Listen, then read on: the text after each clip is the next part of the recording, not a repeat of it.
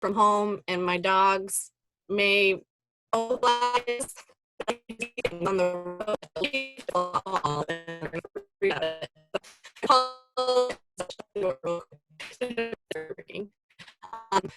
I think my name is Shari. I'm a tuition plan and at UNE. My position resides within the Student Financial Services Office. And I think maybe that's why they asked me to do this. A few of the offices. I don't have a team that works for me for benefits, for veterans in general. I'm kind of a team on handling all the questions that people might have, or they immediately see that veterans is attached to my name, so anything and everything gets shipped to me. I kind of sort it out, see what I can do. I have no problem like being the boots on the ground to figure out who the person should be talking to. Take care of expertise. Hopefully in the future I can get some help. That would be nice, but we'll see what happens. So to kind of know where I'm It does look like you're having some audio trouble, Sean. Oh no. I don't know. It's weird because there's moments where you get really clear, and then there's moments where it cuts in and out. All right, maybe if I move my computer closer to my face, hopefully you all can hear me. I hear you clear now, yeah. Okay, well, we'll see what happens. I mean, Zoom, it's been, you know, good and bad. Let me know if you can't hear me. Okay. So a little bit of my background. I've been with the university for about 7 years. I started in the office. And when I started there, I had VA benefits kind of at me. I started working assistant someone with VA, and when she left the university, it became solely my responsibility. Sorry, I keep having a dog trying to get in here. So as like a piece of my job was not just VA benefits. It was a smattering of a bunch of other things as well. So I was expected to figure out. I'm sure a lot of people can relate to that. I decided to leave that office in November of 2018 for college for about a year. And while I was gone, VA benefits may not have been done as well. I'll just leave it there. So the university kind of restructured where it lived and brought it into the Student Financial Services office. And then that's how I've come to move into that office. I've been there for a little more than a year, but the majority of it has been work from home. Pandemic kind of making things very interesting. So I don't have as much financial aid knowledge as I would like. I think I have a good basis being a student and understanding how to use it from that perspective, and just kind of working with my colleagues super close. And throughout all my other times when when I've been doing the benefits, I've worked closely with different people in like the student accounts office and the financial aid office. So I've created those relationships. So it's been helpful. So let's see. Student Financial Services at the University of New England has only like 20 people working for it only. I guess that's pretty good size. But we are like a mixture of financial aid specialists as well as student accounts. So the bursar, accounts that for the billing. Sorry, I'm getting confused. If I'm not sure if you guys can hear me or not, but okay. So what has been helpful for me is having student accounts so closely aligned with my duties. The woman who handles processing all the VA payments for me is down the hall. So whenever there's issues like, and it's not a pandemic time, I can run down the hall and talk to her and we can figure out what's going on to make sure that things are coming in correctly for students. And she's been at the university for like 45 years. So she knows when something looks weird, which has been one of my biggest assets. She'll give me a call and be like, this student didn't get as much as we thought. I'm like, okay, let's look at it. So having those relationships has been one of the best successors for me, because if we're all working together, we can see if there is an issue that we can solve up front. And while she's a checks and balances for me, I'm also one for them, because we have students using benefits in all of our different programs, whether they're an undergraduate student, graduate, doctoral, online, all of them. So I'm looking at everyone's bills. So when something looks weird to me, I reach out to them, and usually, maybe there's a button that didn't get clicked on for a fee or something, technology loves us all. So it's helpful that we can work together with each other to make sure that the students are seeing the correct end numbers, because I don't know about you guys, but I hate when they call and they're like, I don't understand my bill, or this looks weird, or where's my VA payment? So it's fun to track down all that information, but having like the right people around you and making those relationships is helpful. And I couldn't do my job as successfully if I didn't have all those pieces in place for who I need to reach out to if something's not quite right. And if you've ever called the VA, hit or miss there, hit or miss. All right, so when it comes to working with the veteran student population, I'm working with veterans and spouses and dependents, as I'm sure most of you are as well. And having some training in the financial aid arena has been really great. And I've especially noticed this being in like a new office, how helpful it is if a student has questions that I can look at not only their bill, but also their award package, and I can put together a full picture for them, versus before when I was just in the registrar's office, I could only see like a piece of things. So I know I'm maybe fortunate in that area, or I'm on the adverse, maybe it's too much information, but having like the full picture for a student is super helpful.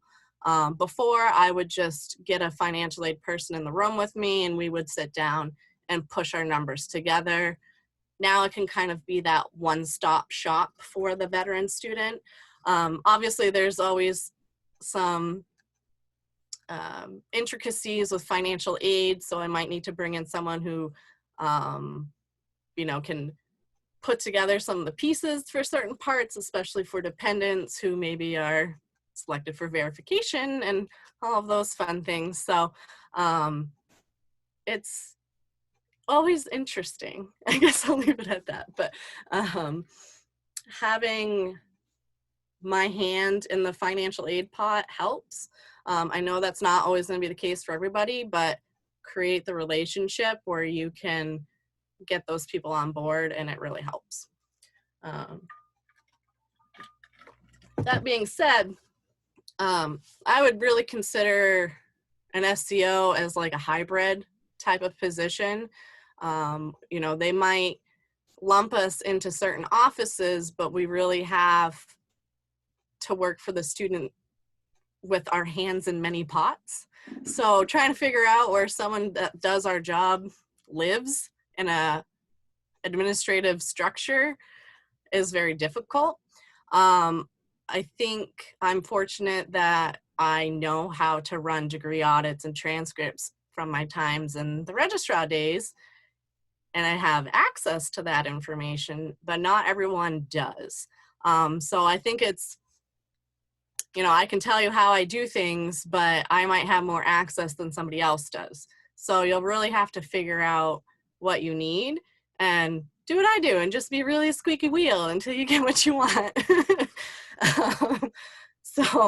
um, I'm also blessed. I have really great supervisor and boss. So they've always like, well, what do you need and how can we make it better? So that's really helpful. I know we don't always have that support from the top until we can like quantify some numbers behind it.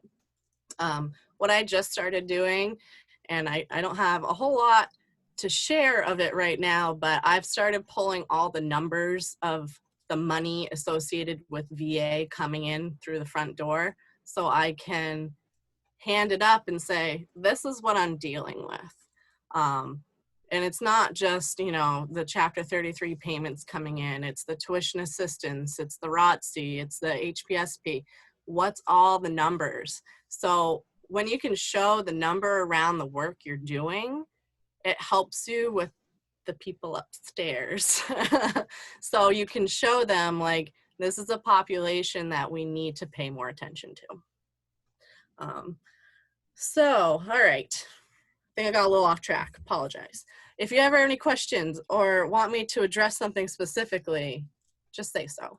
I will try to monitor the chat room, but if a question comes up, if someone could let me know, that'd be cool.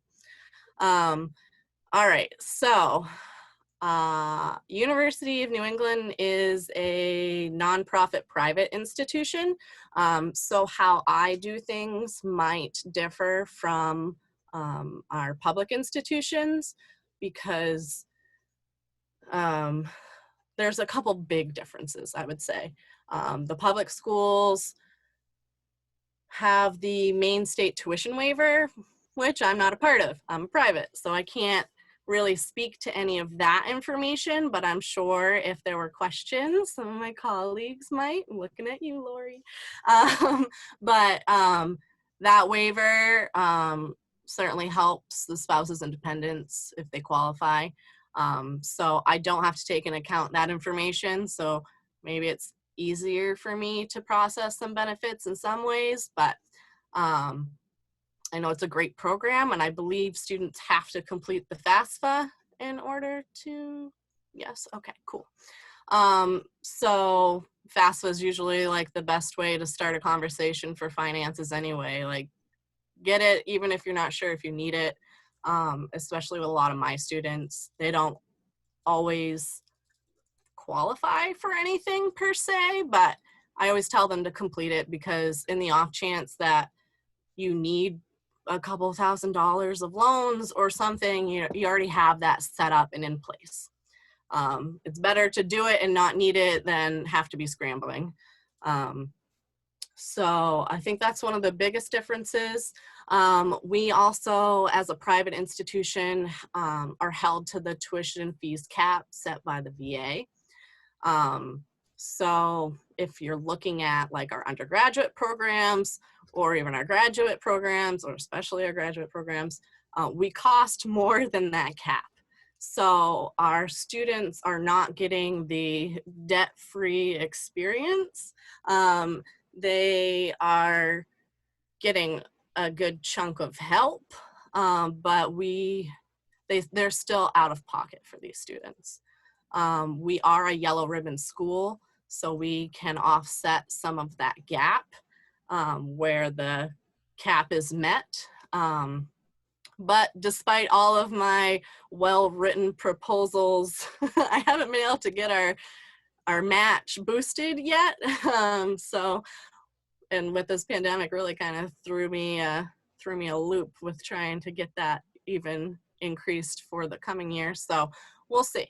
I'm doing my best to try to make that gap zero for our undergraduate students, but we'll see. we don't know. I'll write all the proposals in the world to try to get it done, but when it comes to money, everyone's a bit tight in the pocket. So with scholarships, scholarships are a big one. It can be kind of tricky with VA benefits, depending on how scholarships are worded. If you're offering student scholarships, if it's specified to be used for tuition and fees, those need to be taken into account first. So I fortunately have an institution that doesn't specify how a scholarship can be used.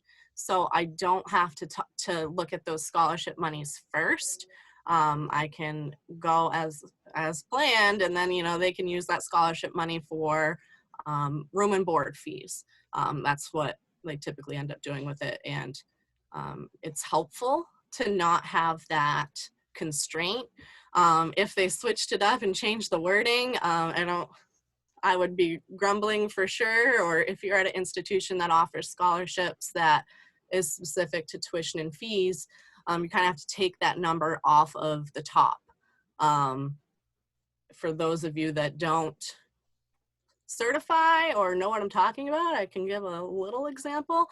So if like your semester costs $10,000, these are just like totally made up numbers, so I don't really know what other schools cost. So if your semester costs $10,000 and it includes $2,000 of room and board, but you have a scholarship for $1,000 for tuition and fees, you have to subtract from the total tuition and fees cost, and the remaining is what's reported for VA for payable. So 10,000 minus 2,000 for room and board gives you 8,000 of tuition and fees, but $1,000 scholarship has to be applied first. So you can only report 7,000. Sound easy? Get it? All right, cool. I fortunately don't have to do that. So I guess that makes it a little easier for me, but something to keep in mind when new scholarships are being offered or formed. You have to be apprised of what's coming into the student's account. The FAFSA, I'm sure everyone knows what a FAFSA is, but the EFC is not affected by education benefits, the VA education benefits. It can be affected by other VA benefits that are not specific to education. So it's important to keep that in mind. Essentially, if it's taxable, I think it affects you. But all right, so primarily I work with Chapter 33 post 9/11 GI Bill students. I also have, I think, every other benefit that I have to take in consideration, whether they're 31, 30, 35, 1606. I have at least one student in all of those. But I would say the bulk of my work is with our Chapter 33 students, which just makes sense. I also work with students who are utilizing federal tuition assistance and all the rules that go along with that. And we also have students who are utilizing ROTC, as well as the Health Professions Scholarship Program offered by the Navy, Air Force, and Army. Those students are typically our dental medicine and osteopathic medicine students, so big old chunk of change coming in from that. But I typically don't have much to do for those students. I just keep apprised of the information with my student accounts connection. She's the one dealing with the invoicing specifically, and kind of like arguing with them sometimes for what they cover, which is a fun conversation. But we try to keep each other apprised of who's coming through the door, especially because if a student's trying to get the paperwork aligned for that program, or for tuition assistance. Oftentimes they might start with me just because my name's attached to veterans. So they start with me, and then I might have to hand them off to her for the finalizing of the paperwork or for the processing if she hasn't had a chance to invoice, or if we haven't received the money. That's pretty common. We get paid super late, so that's fun. But I also work with her in the different tuition assistance portals. So I handle all the grading for the students, but she handles all of the invoicing. And we'll see what Army is going to look like coming up. That's a whole nother story in itself. But so I'm working with all of those students. And I think one of our biggest questions are, do you have discounts for anybody in the military? And I unfortunately have to tell them, no, we don't. We don't discount anybody for anything, because that's just how we roll. But I think that's probably one of my biggest questions, next to how much do I owe, is do you give a discount? So we'll see if there's something we can do in the future, but I'm doing the best I can with what I've got. All right, so finances, super fun topic, I know. What I think might work best to kind of explain what I do on a day in, day out basis is to kind of like walk you through what I do when a student reaches out to me about possibly attending the school. And when they ask me, like, what's the bottom line number that I'm looking at? I don't know if you guys saw the veteran panel earlier this week, and you heard Rich say that when he first decided to come to UNE, he wanted to test my knowledge. He wanted to see if I could put my money where my mouth is. And I think I did pretty good with selling it to him, but also having the many years I've had under my belt has been helpful. So when he had all the questions, I had all the answers. And I think what I always try to drive home with my students is I'm going to be open, honest, and upfront about the information. I think transparency is the biggest way to win them over. And I think that's why I've set up some of the handouts that I have for students, because I can show all the line item numbers and they can see it and they can understand the money coming in and going out. We have a lot of dependents that have been transferred benefits, and they don't always, they don't understand what going to college is like and paying for college. And then they don't understand the VA benefits. The parents are struggling with understanding the VA benefits. So putting it all together in one place I have found to be helpful. And I think one of the biggest reasons they put trust in me is that I don't sugarcoat. I see Cam and Lori laughing because they know me. They're like, yeah, she doesn't sugarcoat anything. But I'm honest. And if I don't know something up front, I'll say, you know, I don't know, but let me look into it for you and I'll have you an answer. And if it's been a day and I don't have an answer yet, I get back to them and I say, I'm still waiting for this. I haven't forgotten you. I am going to get you an answer, no matter who I have to call or what I have to do.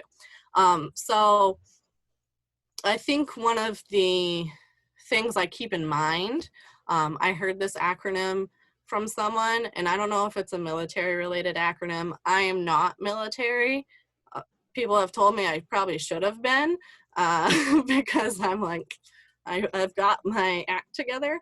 But one of the acronyms I use is BLUF, bottom line, up front.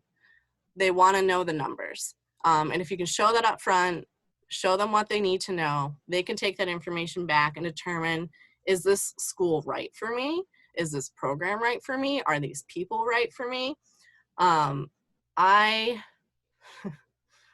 I don't know if my boss wants me to say this, but I'm not going to be pushing a school on them that's not right for them. I want to show them the numbers. I want them to use their benefits to their best ability.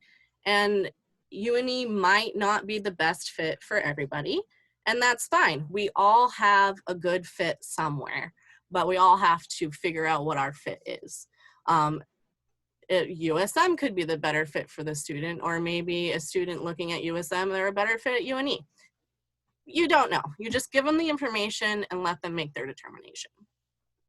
All right, so that's kind of long-winded, but sorry.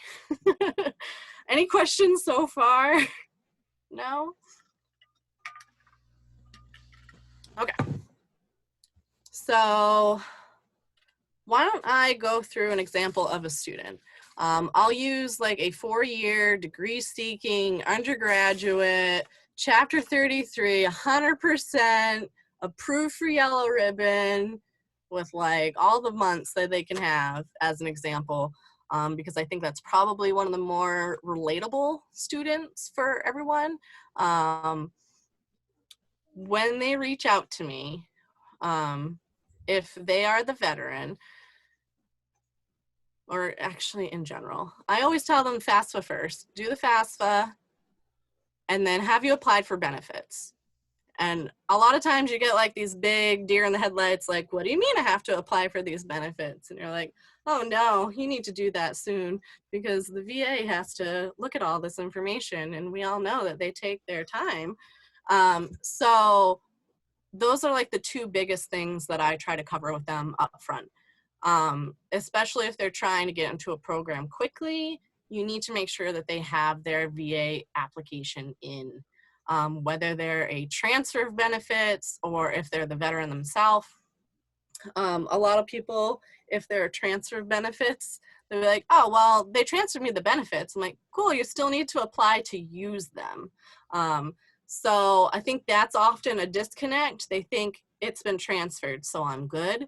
But no, they need to go in and apply and get their own certificate of eligibility. I feel like I always have to like nail that home with them. I'm like, no, it doesn't have your name on it. It's not for you. So those are the biggest steps up front that I have to give with them. Sometimes the veteran student doesn't know what benefit they qualify for. And I'm not the person that makes that determination. They have to go to the VA. With a few, questions, I might be able to determine what they could be. And I will tell them, like, this is not my area. I can't say what benefit you qualify for, but based on what you've told me, this is what I think you are. And we can go with the think process, and I can tell you what I think you might get, but I'm not gonna rubber stamp that for you. Like, you have to go to the VA.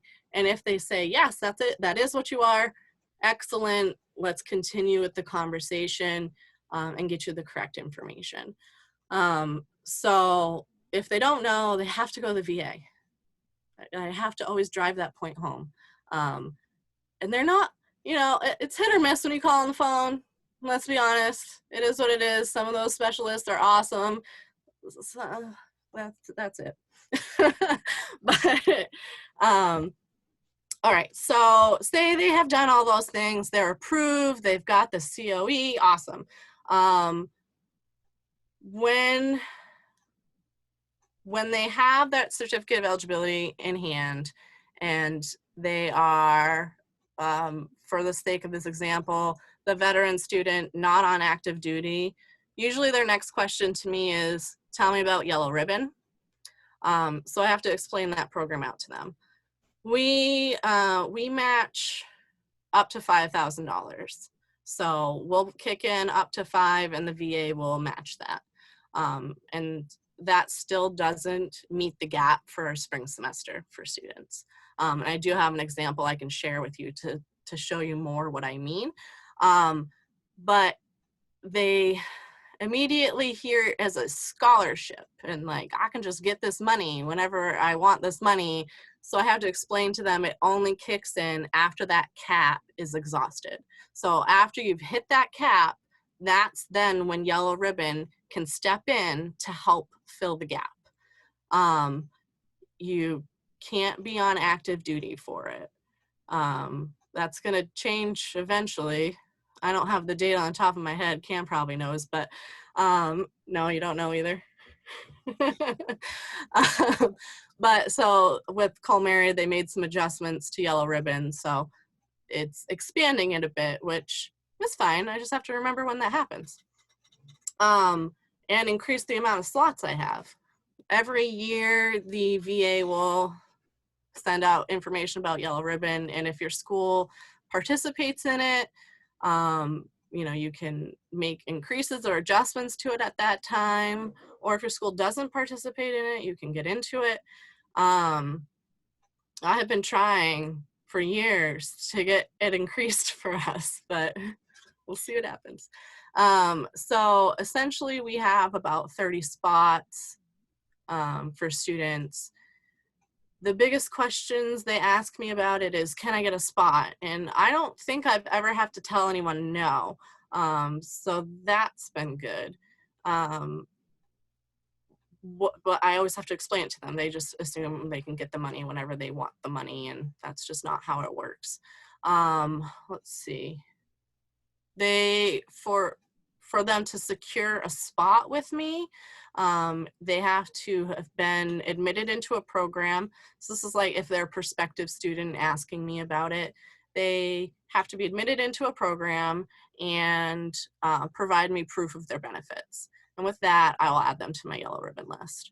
I have students that are current students who have been active duty, and they're like, hey, I'm retiring, I am separating, whatever it is they're doing. Can I get on the Yellow Ribbon now? Once they give me that COE, I add them on. So that's kind of like the gold is the proof of benefits. If they are 100% eligible as a prospective student, with that proof of benefits, we will also waive their deposit. I wish I could get that expanded, but yeah, it's always a battle. There's always something to be working for and working towards. So right now, if they're 100%, admissions is happy to waive that for our undergrads. Graduate students apparently get no love, so sorry. So I also require our students to complete a certification request form on my website. Every student has to do this form every semester. And I do that because A, I want to know if they want to use their benefits. B, I turn it into a working document for every student. And C, not all of them want to use benefits every semester. And I can show you an example of why some of them choose not to. If they don't have a full 36 months, or even if they have 30 months or less, they're not going to get something for every semester. So depending on what they have available to them, I'll talk to them about their options, but that's why I make everyone do it every semester. If you don't complete it, I'm not processing your benefits. It's kind of like an agreement between the two of us. That way, there's no, oh, I didn't really want to use my benefits. Can you cancel that? And then, oh my gosh, we have to send money back. And it's trying to mitigate those issues for not only the school, but also the student. So if they're getting paid money and then they decide, oh, I didn't really want to use my benefits, they've got to pay that money back. So it kind of puts everybody in a bad spot. So I'd rather certify something a little late and have it all come in late. Cam, maybe you shouldn't be listening. But, I want us to be on the same page when it comes to their benefits. And sometimes that prompts questions they have, or, oh, I totally forgot to do this. Like, it's okay. Like, or they're like, I don't have updated proof of my benefits. I'm like, okay, well, just submit the form. I make the Chapter 33 students submit updated proof of benefits each semester, like with a screenshot of their e-benefits or something to show me how many months they have left, because it really makes a difference if there's not enough to cover their semester. I need to calculate what we're going to get from the VA so that the student knows what's coming out of pocket. Sometimes, no matter how many times I say it or in the different ways I say it, they don't provide me with current proof. They just give me what they gave me 3 years ago. And I'm like, forget it. I just call the VA and get the information from them, because it's better for me to know for sure versus certifying on a hope and a prayer. So I will call the VA and I'll sit on the phone with them for like 2 hours if I need to get the up-to-date information for however many students I need to. I don't want to do that. It's kind of a waste of my time, but a bigger waste of my time would be fixing everything. So I'll do that for students who are having trouble getting, I don't know, the e-benefit sites down. I've heard that a million times. I'm sure it's true, but I'll just call the VA and get that information. So they have to do that form every semester. The form itself translates into Excel data for me, and I merge that Excel data into a Word document that becomes my working document. And I can show you that document. It gives me the student's information. It gives me a place to track their benefits. It gives me a place to track their enrollment, and gives me a place to have a checklist so that I'm not missing something on a student. Also, if they call, it's like my quick cheat sheet for them. They call and they're like, did you submit this for me? And I look, I'm like, sure did. So it's been super helpful for me to have that. I guess I could just show you guys all that good stuff. Anybody have questions right now while I attempt a screen share? No? Okay. All right, I'll show you. Oh, this is fun.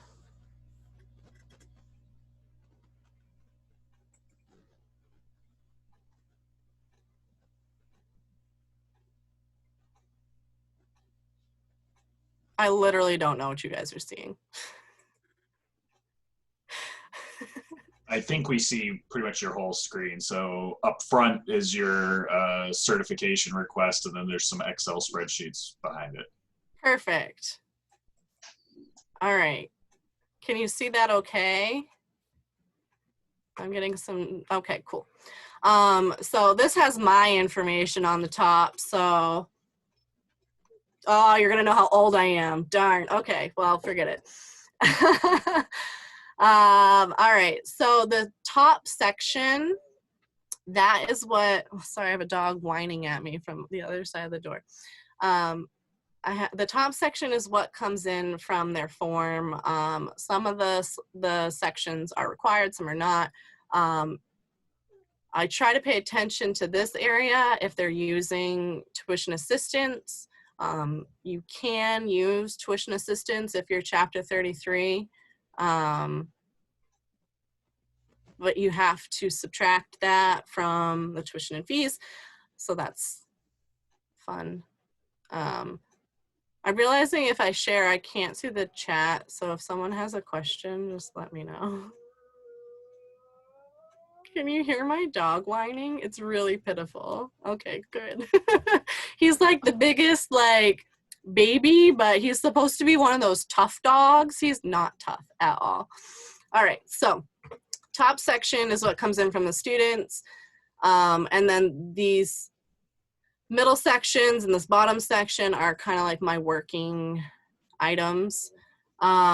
If they're Chapter 33, if I have their proof, that's where I check it off. If they are a 31, if I have their PO from Tungsten, that's where I can check it off.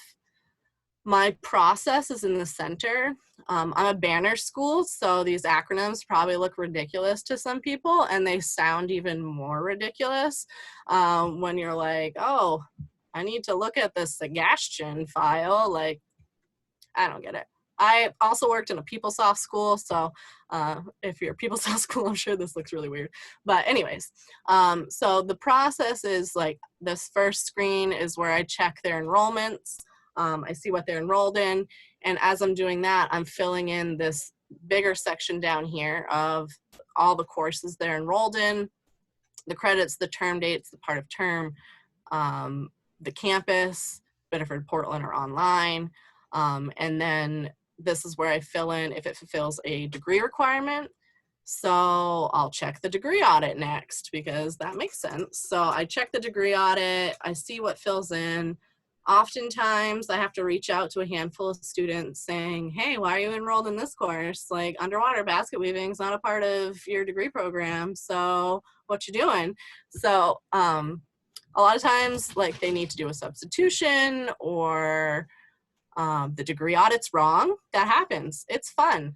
And I have to talk to a million people for like a week because they don't get back to me quickly before I can certify the student's benefits because things are not correct.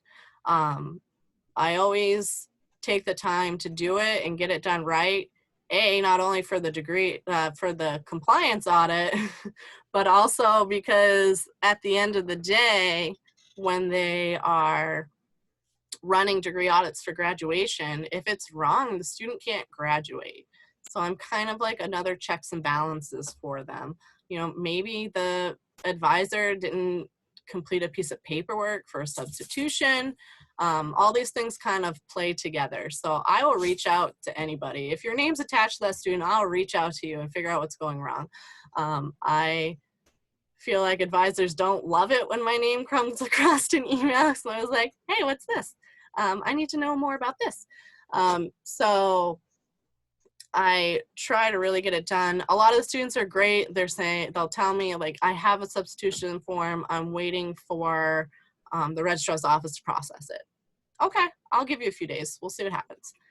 The next screen is checking tuition and fees. That's where I get all my numbers. I can see a screen before the student gets their bills, so I can see it up front. My goal is to try to get memos over to the student accounts person so that when the student gets their legitimate bill for the semester, they can see what's being, what has been accounted for the VA benefits. So what we expect to receive from the VA. Sometimes it confuses the students because they don't read the bill right. But my goal is to get it to the accounts office before those bills are printed, and it helps to alleviate a lot of the questions. If they have submitted their certification request form to me, I can get that information over to accounts so that their bills look right. And then that usually means I get fewer phone calls, but if a student doesn't do their part, I can't do mine. I also note in Banner how many credits I certify them for and when I certify it. I also update any biographical pages that I need to. And on one of the screens, for reporting purposes, so I can pull reports that I need. I can input if they're a spouse dependent, if they're the veteran, what chapter they are, if they're yellow ribbon, if they're a guest student. That way I can get numbers, but also enrollment information that I need. And then I have a checklist for VA once. So got to get all that into VA once.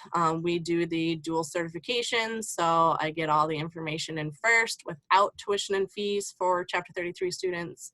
And then after add drop, I go in and add that tuition and fee number for other students. If you were listening to Cam yesterday, that's going to be like requirement for universities. I've always done it. It makes sense to me because then I don't have to transfer money back and forth if something came in that I didn't need or want, or they dropped a course during the drop period. I have a manual Excel sheet cert list that I use. I keep track of all my students in it, if they've submitted a request form, if I have completed the request. I love Excel forms, so like I track everything. And then I have my report to SFS, the money memo amounts that I'm sending over for each student. To the right of that is 33 specific. This top line is where I put how many months and days they have remaining, the percent of their benefits, their total eligibility, yellow ribbon if they have it, and this is where I do my number calculations. So like in this spring semester, for undergraduate student, TNF remaining from the previous term, like what amount is remaining from the cap from the previous term that I can use. So it helps me just keep track of the numbers so that the students get a correct picture. And then I keep track of all the credits on the bottom. If I need to do any calculations or have any notes, I have a little section for that. I keep track of when I send everything into the VA, whether it's the initial cert, first one, after add drop for the others. There's a couple lines for that because our online grad programs have an A term and a B term in each semester. So I might touch that student 4 to 6 times in VA once, which it's not fun, but the numbers come out right. So I'll do it. And then I have all these terms and conditions that no one ever reads, but they are saying they understand them when they submit the form, but they never really tell me when they change their enrollment, but it is what it is. So what I show them as a worksheet, can you see that? Yes, okay. I don't know how best to make that, I guess. I don't know if you can see the numbers. Yeah, okay, cool. So this is what I'll give incoming undergrad students who are using benefits. I'll write estimated and approximate all over everything because you never know. People change things. It's fun. But I have like our estimated tuition and fees for the year. Right now, if they're coming in, like I know these are the solid numbers, so I can confirm that with them. What the numbers are from the VA. If a student comes to me now looking for next fall information, I'll give them this and say, this is based on the numbers I have now. Things can change, but usually they both go up. Usually tuition and fees goes up, usually the VA goes up. So just take that into account. Once we know the numbers, I can adjust them and we can go from there. And I always tell them, like, I'll always give you this worksheet. If you are 3 semesters in and you want a new worksheet, I'll do one for you. I don't mind it. It helps us both. So then I break it down for the fall and the spring for them so they can see where the money is actually going. The tuition's broken out, the fees. I give them an estimated room and board. That changes depending on what package they pick. So I'll send this to them and I say, adjust this number for what you choose and what their total charges for each semester will be. Then we add in what we're gonna get for VA, assuming all things are copacetic, like assuming everything you enrolled for is a degree requirement, assuming you're not going under 12 or over 18. We have a block tuition rate, so if they are between 12 and 18 credits, they're being charged the same amount. If they're under that, like it's an adjustment. If they're over that, it's an adjustment. Usually they stay right in between that range. So for the fall semester, I can always tell them if they're 100%, everything's like this, the A+ student, everything's good. They're gonna get the full $19,375 for the fall. So their tuition and fees will be covered for fall. It does not cover their room and board. But if they have financial aid or merit, you know, they can add these numbers in, or if their awards have been processed and I can access it, I can pull that information and we can look at it all together. And they can see what their true out-of-pocket cost will be. And then when it comes to the spring semester, like this is what's left over from the cap. So obviously not as a good picture as the fall semester, but that's when the yellow ribbon kicks in to help fill that gap. So in the spring, they always owe more currently. If I ever get that yellow ribbon increased, we'll see. And then we add in financial aid, merit, their bottom line. I find that the students really appreciate it because they can actually plan ahead and figure out what they need to do. If they want to see what a full 4 years might look like, well, gosh, I'll do that for you too. This is all approximate because obviously I don't know what's going to happen. I'm not a fortune teller. Like, numbers typically increase, so we'll go from there. It's probably really small on your screen, I'm guessing, but it's basically all the same information. But this example, the student only has 18 months. So they don't have enough coverage for their full 4 years. So I try to show them how best to use their benefits, but it's always up to them. So in this case, the top one is if they only use it every fall semester, and then you have enough on the end for spring, 1 spring on the end. That's usually their actual best way to use it if that's their only benefit, because if you look at the money that it costs and the money coming in and what's out of pocket, it's less than if you were to just use it until you've used it up. If you just go straight through, you're actually not getting as much bang for your buck. So I show them the options. What they decide is what they decide. I'm not going to twist their arm. If they want to take my direction, they can. If they want to do their own thing, I will process the benefits however they see fit.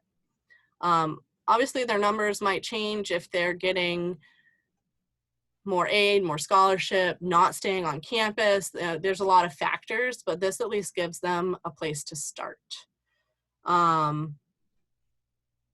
It might seem a little extra to some people. I've noticed maybe I am a little extra sometimes, but I want people to have the information. I want to be transparent. So those are the tools I give them. If they want to use them, awesome. But I think that's really all I have. So if people have questions, like, hit me up.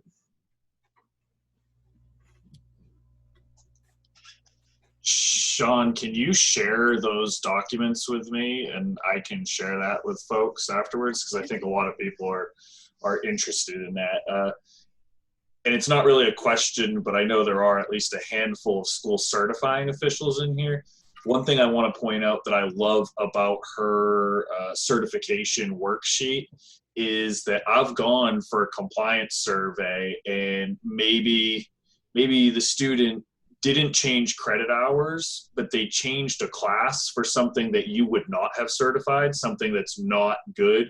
Her worksheet can be your get out of jail free card there, because then I can see that, oh, on this date you certified 12 credits in these classes, and just because they traded, Math 101 for intro to underwater basket weaving, like that's not really the certifying official's fault. And so that, I know nobody really, especially in a time where the VA is giving everybody enough extra work as it is, nobody wants to take on extra stuff, but it is a very helpful document and it's worked. I've enjoyed it. Good to hear. Yeah, your audit was like the last thing I did on campus before we all had to be sent home for the pandemic. That was fun. But also on that note, I do have a report that I get every Friday of the students that I've certified. And during ad drop, during those critical time periods, I'll compare it with my form, so I can see if they did change the course, but their credits didn't change. Like I look for credit differences first because that's the easiest thing to spot, but I will sit down and compare what I have reported and what they have now for a schedule just to make sure things are correct. And I'll adjust my form as appropriate. So if you don't have like a enrollment report or something of that sort, maybe you sit down with IT and get that created, because especially if they're going to start cracking down on 30 days, like I'm trying to cover my butt in as many ways as I can. And if that means spending a half hour like comparing two things, I'll do it so I don't want the slap on the wrist. So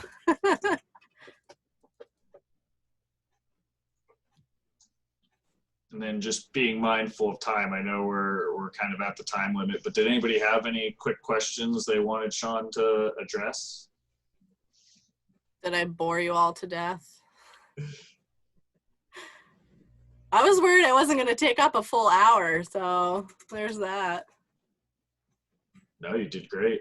And Nancy, you're the low key real MVP today. I don't know how you muting or unmuting changed anything, but that technology, and it really works. Too funny. And yep.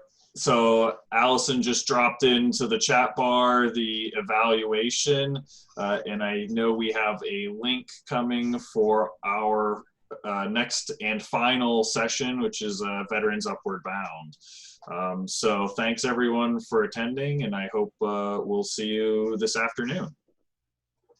And thank you, Sean.